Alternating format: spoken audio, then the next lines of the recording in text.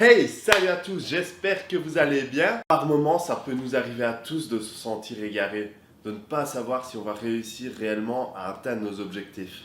C'est pourquoi aujourd'hui nous allons écouter l'interview de Kylian Hagen. Celui-ci va nous partager son expérience, ses conseils pour atteindre ses objectifs et surtout ne pas s'égarer. Alors les amis, si vous ne voulez rien rater, je vous conseille d'écouter l'interview jusqu'à la fin car elle pourrait probablement vous aider, au minimum vous motiver. C'est parti. Bonjour à tous, bonjour Kylian. Tout d'abord, merci à toi d'avoir accepté cette interview. Avec plaisir. Donc, dans un premier temps, pourrais-tu te présenter brièvement? Donc moi, je m'appelle Kylian Hagen. Les gens me connaissent peut-être un petit peu sur YouTube, vu que j'ai une chaîne YouTube sur le sujet de la musculation. À côté de ça, j'ai fait des études dans le sport et des études dans la diététique. Donc je travaille dans ces deux domaines-là en plus. Ah, ok. Et pourrais-tu nous rappeler ton âge? Donc ici, j'ai 26 ans. 26 ans. Ok. Donc, tu as déjà un très beau parcours. On sent que tu es une personne motivée et qui a l'habitude de se surpasser. On va commencer les questions. Nickel, je t'écoute. Donc, quel a été ton premier grand objectif réalisé? Pour parler d'objectifs, la première chose, je pourrais commencer par la musculation, vu que c'est pour moi la première étape vraiment que j'ai franchie. Quand j'ai commencé la musculation, c'était comme tout le monde. J'avais pas vraiment de repères, pas vraiment d'objectifs précis. On a un petit peu perdu face à toutes les informations qu'on reçoit. Oui. Donc vraiment, ce que j'ai essayé de faire, c'est structurer tout ce qui était disponible. Donc à ce moment-là, il n'y avait pas autant d'informations que maintenant quand même. C'est il y a plus de 10 ans déjà. Bon, 10 ans, c'est pas vieux, mais par rapport à l'évolution qu'ont eu les réseaux en quelques années, ça a déjà fait Oui. la différence. Donc vraiment, j'ai pris le temps de structurer toutes les choses. Et c'est de par tout ce que j'ai réussi à vraiment cibler, à vraiment réunir, que j'en ai tiré ma première progression, ma première évolution dont je suis fier. Et c'est à travers mes objectifs en musculation. Donc c'est vraiment de ça que tout ensuite a débouché, quoi. C'était vraiment la base de ce qui a suivi.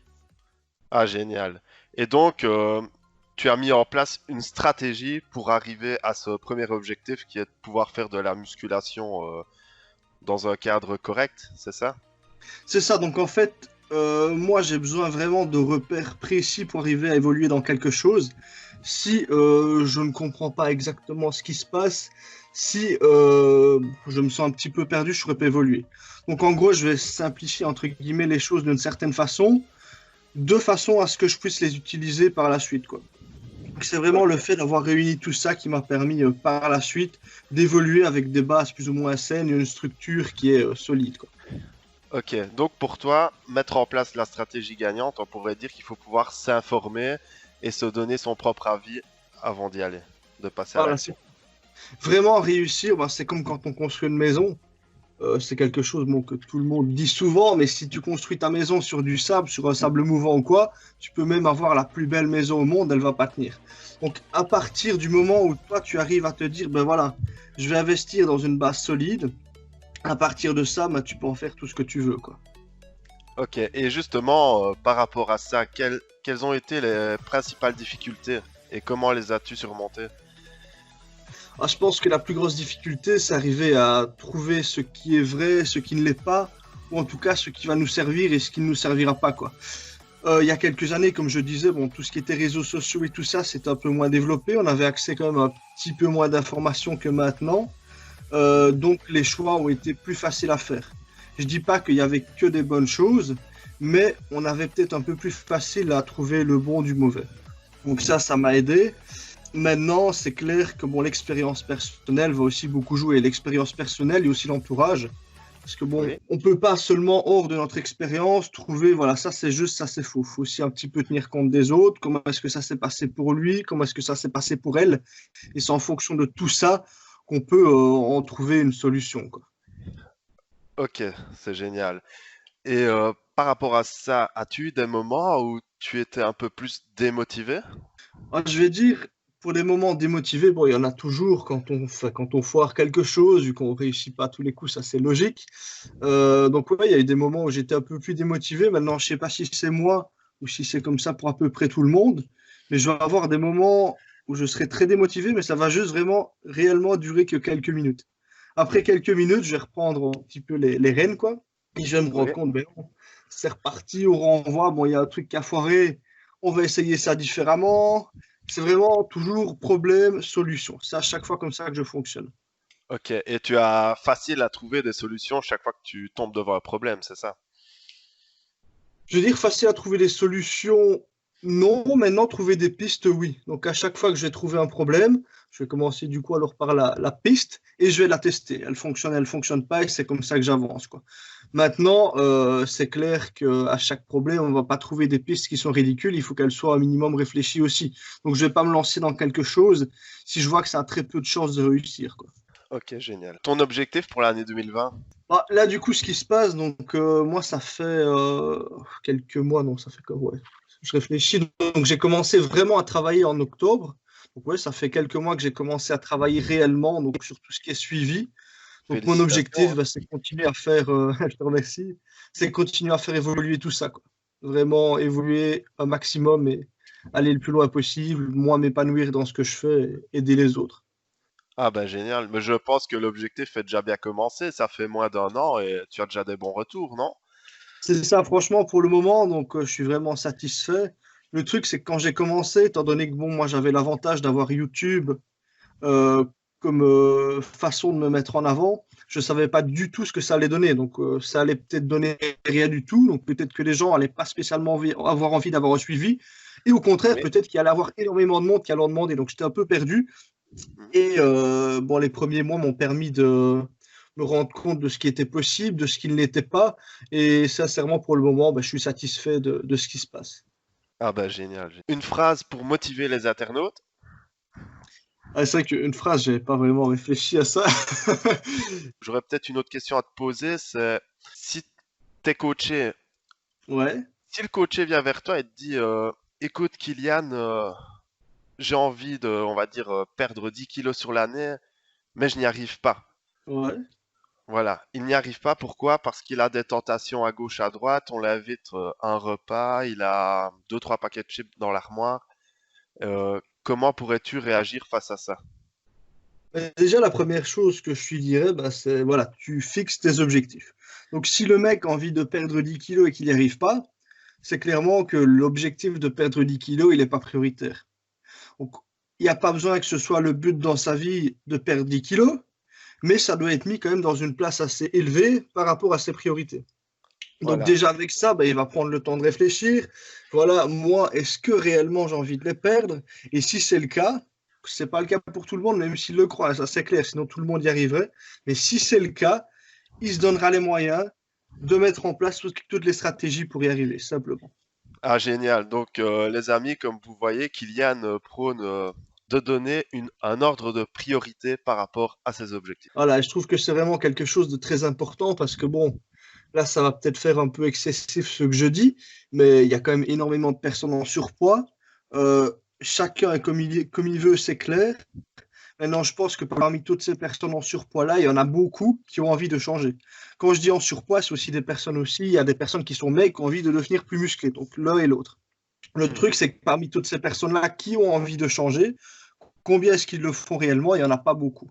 Donc, même s'ils en ont envie, c'est pas encore une priorité. La chose à faire, c'est arriver à mettre ça dans les priorités, simplement.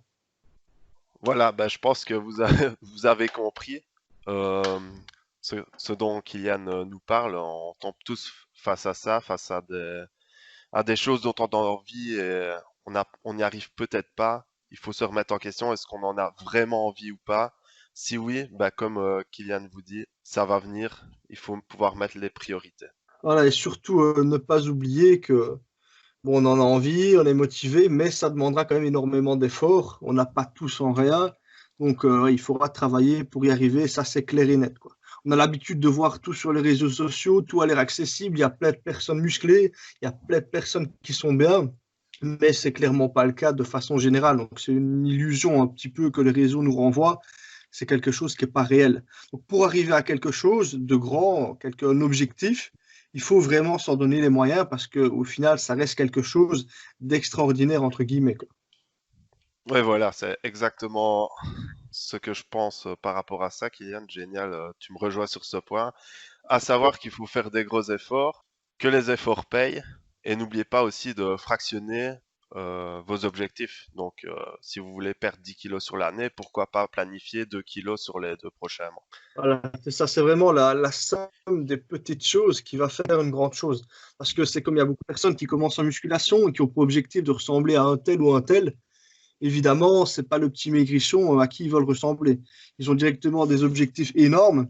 Et c'est clair que bon, même après 3 mois, 4 mois, 5 mois de musculation, ils vont se regarder dans le miroir, même en s'étant donné à fond, bah, ils seront encore à 10 000 lieues de ressembler à leur objectif. Donc, il faut vraiment y aller progressivement, peut-être éviter justement de se fixer des objectifs en regardant d'autres personnes et simplement chercher à s'améliorer soi-même. Donc, moi, ce que je fais personnellement, déjà, bah, je ne me compare pas à quiconque, je n'essaie pas de ressembler à lui ou à lui. Ce que je vais faire, c'est ben voilà, je vais me fixer comme objectif pour la musculation, par exemple, une telle charge à atteindre. Et progressivement, ben, je vais évoluer comme ça. Donc la façon de quantifier comme ça avec des charges, ça me permet à la fois de prendre des repères au niveau de l'évolution en force et également de l'évolution esthétique physique.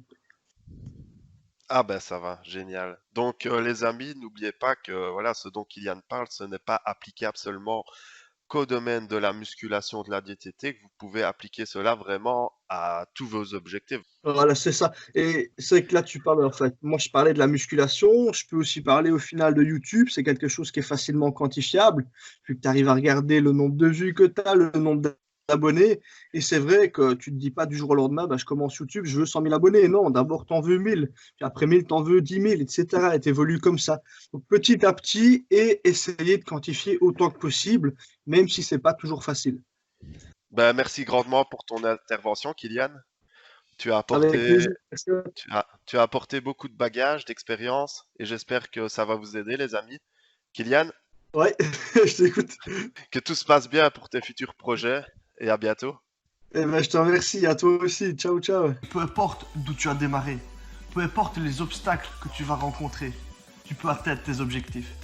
C'est ta volonté qui fera la différence. Alors, qu'en avez-vous pensé?